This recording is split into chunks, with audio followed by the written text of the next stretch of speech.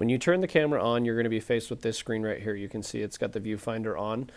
In order to get to the menu, you're going to use, these are going to be your navigation buttons right here. The power button gets you to the main menu.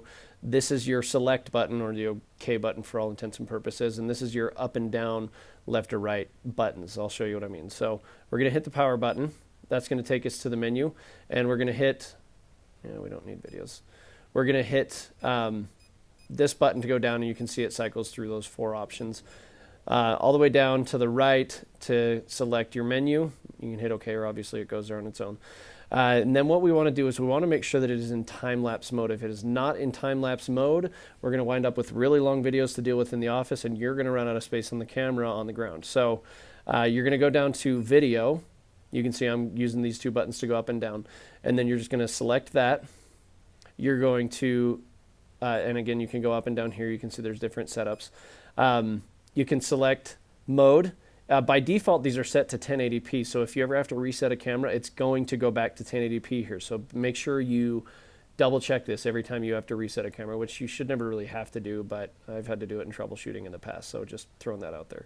So yeah, you're going to select time lapse, and you can scroll up and down here. 1080p again is the default. So you want time lapse, hit OK, and you want it to take a picture every second. So 1 second intervals. That's what you've got right there. And turn this off just in case it adds, it just takes space. It shouldn't in time lapse, but it's always good to just have redundancies, turn things off.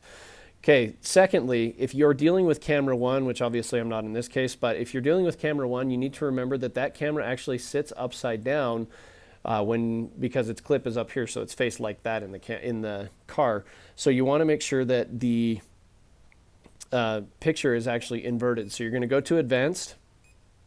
You're going to come down, and you're going to, by default, it's this side up. You actually want this side down. So that's what you want for that camera. I'm actually going to change that because it was wrong. And we hit that guy.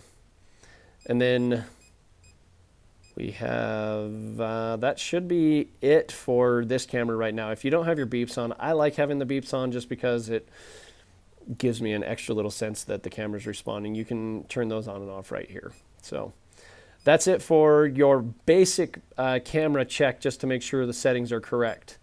And we'll go over some other stuff in other videos.